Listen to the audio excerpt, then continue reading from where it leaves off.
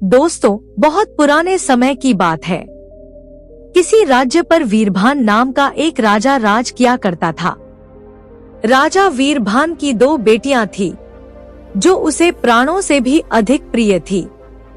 राजा रात दिन बस यही सोचता कि अगर जरूरत पड़े तो मैं अपनी बेटियों पर प्राण भी न्योछावर कर सकता हूँ।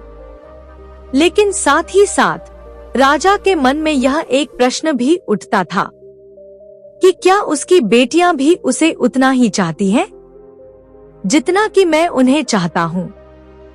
राजा जब भी इस बात पर विचार करता, उसका मन और भी अधिक बेचैन हो जाता। वह सोचता, मेरा कोई पुत्र तो है नहीं जो भविष्य में चलकर मेरा उत्तराधिकारी बनेगा। मेरे मरने के पश्चात मेरा सारा राजपाट मेरी इन्हीं बेटियों में से ही किसी एक को मिलेगा। इसलिए इस बात का जानना मेरे लिए अति आवश्यक है कि मेरी कौन सी बेटी मुझसे अत्यधिक प्रेम करती है, जो वृद्धावस्था में मेरी अच्छी देखभाल कर सके और राज्य की बागडोर भी अच्छे से संभाल सके। परंतु यह रहस्य खुले कैसे? आखिर मैं उनकी सच्चाई कैसे जानूं? आखिर में राजा ने अपनी बेटियों से ही यह बात पूछने का फैसला किया कि वह उसके बारे में कैसा महसूस करती हैं। पहले राजा ने अपनी बड़ी बेटी से पूछा, बेटी, तुम मुझे कितना प्यार करती हो? बड़ी बेटी मुस्कुराई और बोली, अरे पिताजी, आप तो मेरी आंखों के तारे हैं। जैसे तारों के बिना आकाश अधूरा सा लगता है, वैसे ही आपके बिना मेरा जीवन अधूरा है। मुझे तो पूरा विश्वास है कि आप भी मेरे लिए ऐसा ही महसूस करते होंगे। राजा बोला, तुम ठीक कहती हो बेटी, मैं भी तुम्हें उतना ही चाहता हूँ जितना कि तुम मुझे चाहती हो। तुम बहुत ही प्यारी बच्ची हो। फिर राजा ने वही सवाल अपनी दूसरी बेटी से पूछा। उसकी दूसरी बेटी हमेशा से ही बहुत सोच विचार करने वाली लड़की थी। वह कुछ देर सोचकर बोली, पिताजी, आप मेरे जीवन में उस 1 या 2 चुटकी नमक की तरह हैं, जिसके बिना अच्छे से अच्छे स्वादिष्ट व्यंजन भी किसी काम के नहीं होते। यह सुनकर राजा चौंक पड़ा और बोला, क्या बस इतना ही? तुम्हारे जीवन में मेरी अहमियत केवल 2 चुटकी नमक जितनी ही है। यह कैसी नासमझी भरी बात है। उसने गुस्से में आकर अपनी बेटी से कई सवाल पूछे, लेकिन उनके उत्तर सुनकर राजा का धैर्य टूट गया। राजा गुस्से में भरकर बोला, बेवकूफ लड़की, तुम अभी के अभी मेरे सामने से चली जाओ। तुम मेरे महल से चली जाओ, मेरे राज्य से भी चली जाओ, और फिर कभी लौटकर यहाँ वापस मत आना। छोटी राजकुमारी अपने कमरे में भाग गई। वहां बैठकर वह बहुत देर तक रोती रही और फिर उसने अपने आंसू पोंछे और अपनी हालत के बारे में सोचा। उसकी आंखें फिर से भर आई, परंतु यह आंसू अब उसकी कोई सहायता नहीं करने वाले थे। यह सोचकर उसने अपनी कुछ अच्छी अच्छी पोशाकें उठाई और कुछ गहने उठाए। उन सबको उसने एक गठरी में बांधा और महल से चली गई। जब राजकुमारी महल छोड़कर निकल रही थी, तो यही सोचती जा रही थी कि अब मैं कहाँ जाऊंगी, क्या करूंगी, ना जाने अब मेरा क्या होगा। क्योंकि जब तक वह महल में थी, तब तक उसने कुछ करना सीखा ही नहीं था। वह गहरी सोच में डूब गई। तब उसे याद आया कि जब वह छोटी थी, तब उसकी माँ ने बचपन में उसे रसोई की कुछ चीजें बनाना सिखाया था, परंतु वह मेरे किसी काम की नहीं। और आईने के सामने सजना संवरना तो मैं ठीक से कर लेती हूँ, पर उससे किसी के घर में मुझे नौकरी थोड़े ही मिलेगी। और फिर इतनी सुंदर लड़की को कोई अपने घर पर काम पर भी क्यों रखेगा। सोचते सोचते अचानक उसके मन में एक उपाय आया कि अगर मुझे अपने दम पर कुछ करना है, तो मुझे अपनी सुंदरता को छिपाना होगा। मुझे अपने आप को कुरूप बनाना होगा। तभी रास्ते में उसे एक भिखारिन मिल गई। राजकुमारी ने अपनी चांदी की पायल उस भिखारिन को दे दी और बदले में उस भिखारिन के कपड़े ले लिए। वह कपड़े बहुत ही पुराने थे और बहुत ही बदबू मारते थे, परंतु अब वही कपड़े राजकुमारी की पहचान और उसकी सबसे बड़ी ढाल बन गए। इसके बाद उसने पास ही से थोड़ी मिट्टी उठाई और अपने कपड़ों पर मल ली। फिर हाथ, पांव और चेहरे पर भी हल्की सी मिट्टी लगा ली। आखिर में उसने अपनी धूल भरी उंगलियों को 2-4 बार अपने बालों पर भी फेर लिया। अब वह महल की राजकुमारी नहीं, बल्कि किसी गरीब बस्ती की अनजान लड़की लग रही थी। उसकी वह उलझन भी खत्म हो गई। राजकुमारी मन ही मन सोचने लगी, शायद अब मुझे किसी के घर में काम मिल जाएगा। मैं किसी की भेड़ें चराने का या मुर्गियों की देखभाल करने का काम तो आसानी से कर लूंगी। सोच तो मैं ठीक ही रही थी, परंतु जब उसने लोगों के घरों में जाकर काम मांगा तो इतनी गंदी लड़की को कोई भी काम देने को तैयार नहीं हुआ। इस तरह चलते चलते वह एक दूसरे राज्य में जा पहुंची, जहां एक बड़े से खेत के पास एक घर था। उसमें एक किसान और उसकी पत्नी रहते थे और उन्हें एक भेड़ चराने वाली की आवश्यकता थी। जब राजकुमारी उनके पास काम मांगने गई तो किसान की पत्नी ने उसका गंदा सा रूप देखा और कहने लगी, हम इसे काम पर रख तो लेंगे, लेकिन इसे घर से कहीं दूर ही रखना होगा। किसान ने कहा, हमारी भेड़ें तो पहाड़ के उस पार हैं। हम इसे उसी घर में छोड़ देंगे जहां हमारी भेड़ें रहती हैं। वहां से हमें ना तो भेड़ों की बदबू आएगी और ना इस लड़की की। इस तरह से राजकुमारी को अपना नया घर मिल गया। दोस्तों, उसे घर तो नहीं कहना चाहिए, क्योंकि पहाड़ के उस पार किसान की एक छोटी सी झोंपड़ी थी, जिसके चारों ओर भेड़ें रहती थी। वह भेड़ें उतनी ही बदबूदार थीं, जितनी की राजकुमारी, परंतु अब कम से कम उसके पास रहने के लिए एक सुरक्षित जगह थी और खाने के लिए भी बेशक अच्छा ना सही पर खाना था। इस राजकुमारी को वहां रहते हुए काफी दिन बीत गए। एक दिन उसकी इच्छा हुई कि वह अच्छे अच्छे कपड़े पहने और अच्छे से सजे संवरे।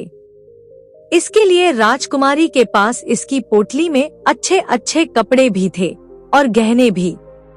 किसान और उसकी पत्नी का घर वहां से बहुत दूर था, इसलिए उसे इस बात का कोई डर भी नहीं था। फिर उसने अपनी फटी पुरानी पोशाक उतारी और पास की ही एक नदी में जाकर अच्छे से नहाई। फिर उसने अपने राजकुमारियों वाले कपड़े पहने और फिर कुछ देर के बाद वह बदबूदार फटे कपड़े पहनने वाली भेड़ चराने वाली लड़की एक सुंदर राजकुमारी में बदल गई। उस दिन कुछ ऐसा हुआ कि उस राज्य का राजकुमार शिकार के लिए निकला हुआ था और वह वहीं पर पहाड़ के दूसरी तरफ जंगल में रास्ता भूल गया था। घूमते घूमते उसे प्यास लगी तो वह जंगल में पानी ढूंढने लगा। ढूंढते ढूंढते वह उसी नदी पर आ पहुंचा जहां पर राजकुमारी नहाने के लिए आई थी। जैसे ही राजकुमार ने नदी के दूसरे किनारे की तरफ देखा तो उसे अपनी आंखों पर विश्वास ही नहीं हुआ। एक बहुत ही सुंदर लड़की बहुत ही सुंदर शाही कपड़े पहने हुए तितलियों की तरह नाच रही थी और वहीं पर भेड़ों का एक झुंड भी था। राजकुमार ने अपनी पलकों को झपकाया। उसे ऐसा लगा कि शायद वह कोई सपना देख रहा है। धीरे धीरे वह राजकुमारी की तरफ बढ़ने लगा। तभी राजकुमार के कदमों की आहट राजकुमारी को सुनाई दे गई। राजकुमारी ने जब आवाज की दिशा में देखा तो उसकी नजर राजकुमार से टकरा गई।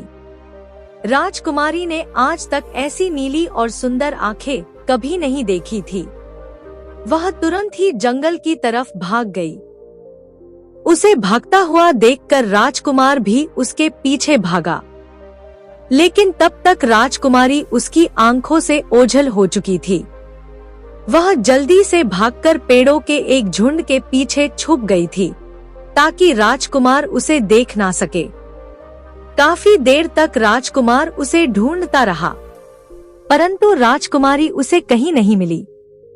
आखिरकार वह महल को वापस लौट गया।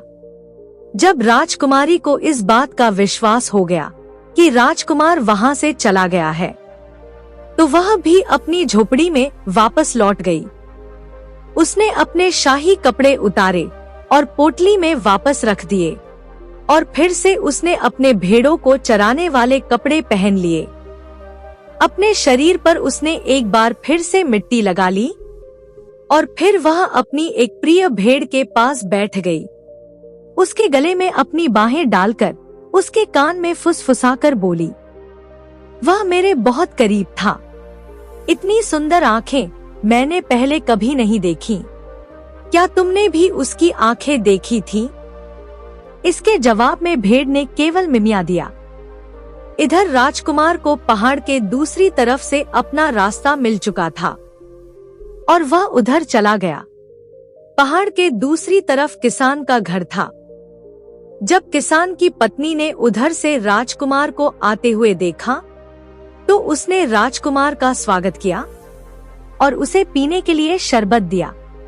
राजकुमार शरबत पीने बैठा तो उसने किसान से उस खूबसूरत लड़की के बारे में पूछा जो कि भेड़ें चराती है। जैसे ही किसान ने उस लड़की को खूबसूरत सुना, तो वह बोला, राजकुमार, आप जिस लड़की को इतनी खूबसूरत लड़की बता रहे हैं, मैंने उसके जैसी कोई गंदी और बदसूरत लड़की आज तक नहीं देखी, और आप उसे खूबसूरत लड़की कहते हैं। तभी किसान की पत्नी बोली, अरे, तुम उसे बदबूदार कहना तो भूल ही गए। इस बात पर वे दोनों जोर जोर से हंसने लगे।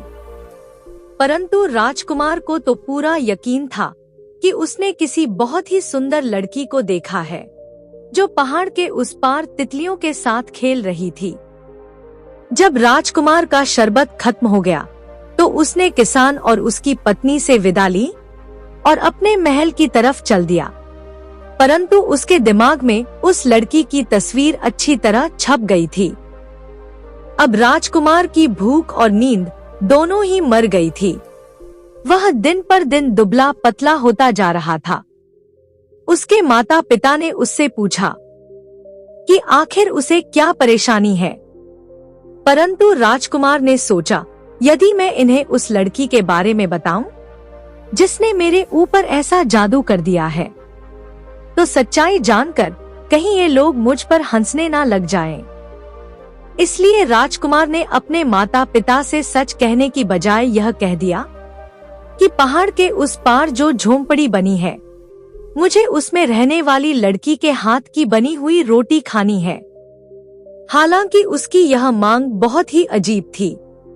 उसके माता पिता उसके कमरे से बाहर आने के बाद काफी देर तक कानाफूसी करते रहे कि राजकुमार ने यह कैसी अजीब सी मांग की है। परंतु फिर राजा और उसकी रानी अपने बेटे की इच्छा पूरी करने के लिए तैयार हो गए। उन्होंने तुरंत उस दूत को उस पहाड़ के किनारे वाले घर पर भेजा। दूत ने जाकर किसान को संदेश दिया। किसान की पत्नी भी यह अजीब सी मांग सुनकर आश्चर्य में पड़ गई। परंतु फिर भी राजा का आदेश था, तो उसने उस भेड़ चराने वाली लड़की को बुलाया और उससे कहा, देखो लड़की, हमारे राजकुमार ने तुमसे ताजी रोटी मंगवाई है। तुम जल्दी से नहा लो और फिर रोटी बनाओ। राजकुमारी सबसे पहले नहाने के लिए चली गई और जब वह नहाकर वापस आई, तो उसने अपने हाथों में अपनी सबसे प्रिय अंगूठी पहनी। फिर उसने रोटी बनाने के लिए आटे को मलना शुरू किया। लेकिन आटा मलते समय वह राजकुमार के बारे में सोचने लगी और वह उसके ख्यालों में इतनी खो गई कि उसे पता ही नहीं चला कि कब उसकी अंगूठी उसके हाथ से निकलकर आटे में गिर गई। थोड़ी ही देर में राजकुमार के लिए गर्मा गर्म ताजी रोटियां बनकर तैयार हो चुकी थी और फिर वह किसान की पत्नी को वह रोटी देने के लिए चली गई।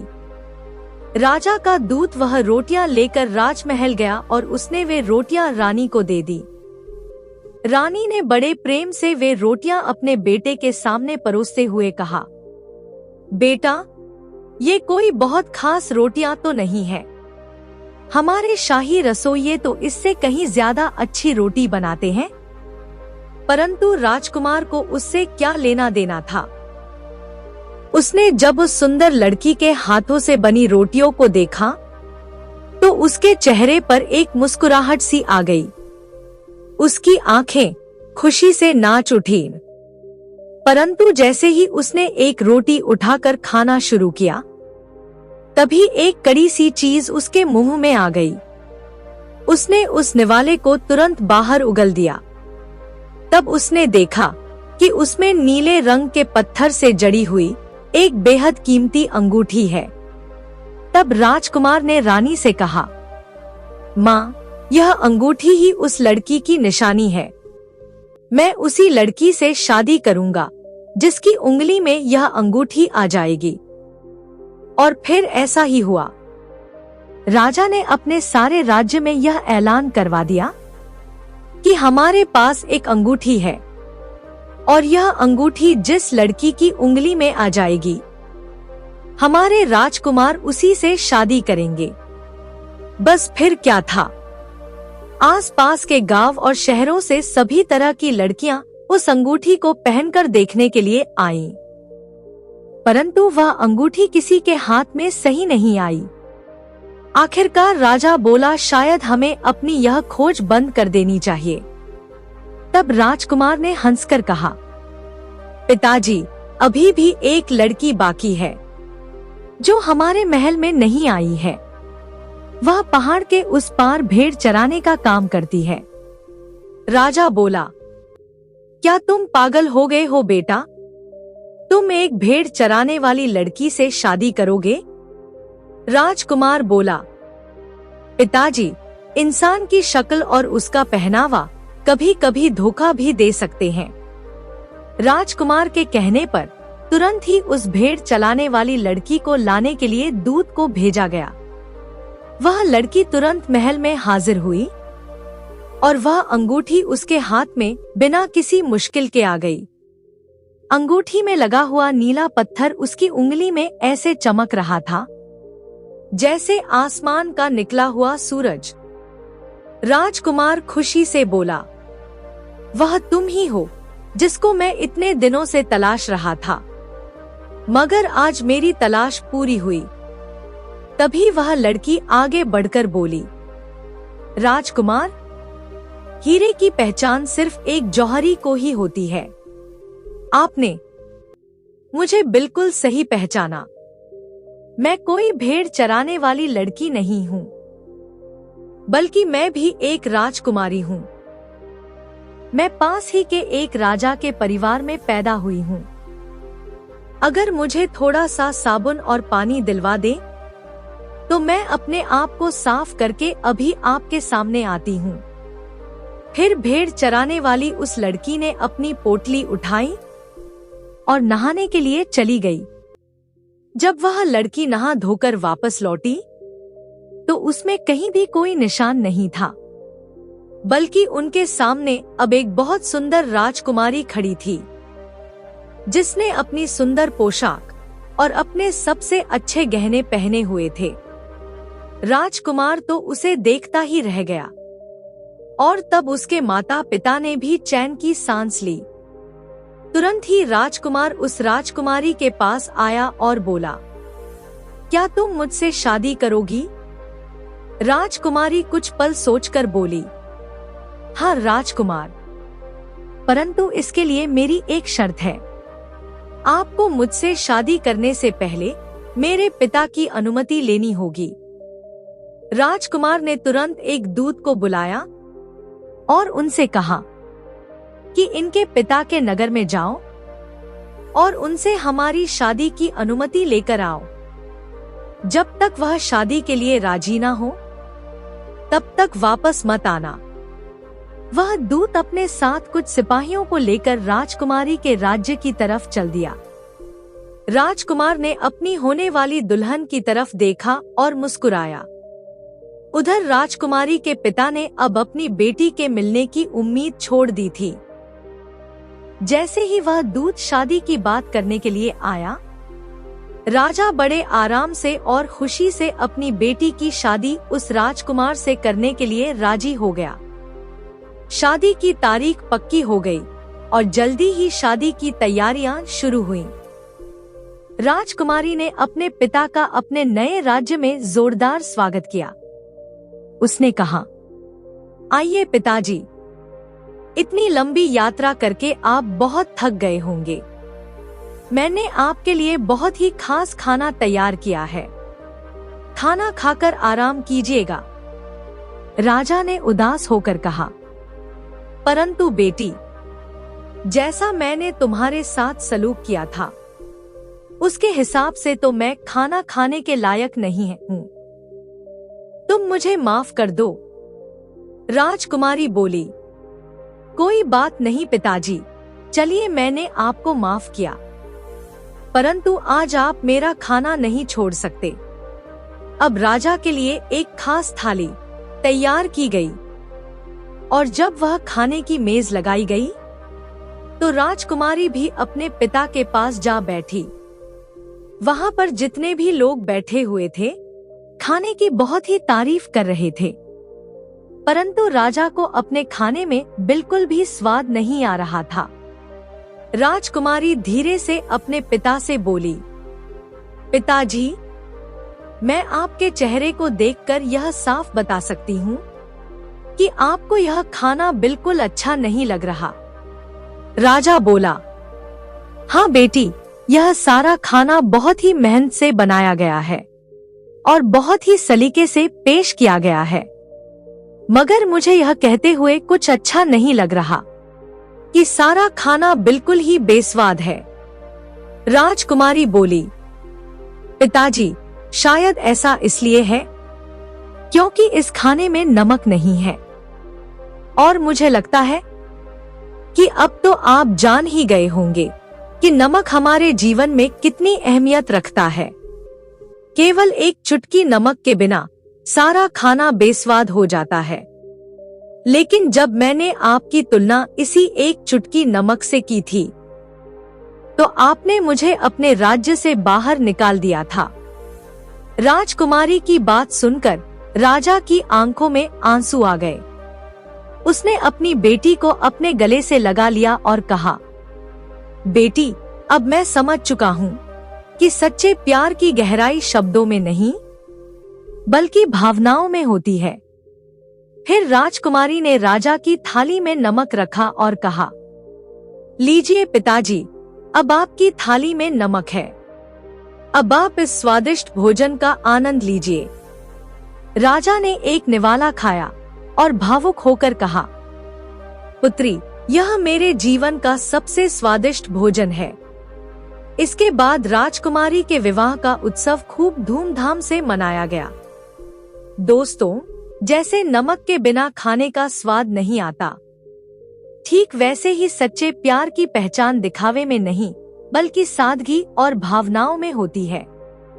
आप सभी श्रोताओं को यह कहानी कैसी लगी और आपने इस कहानी से क्या क्या सीखा, हमें कमेंट करके जरूर बताएं। धन्यवाद दोस्तों।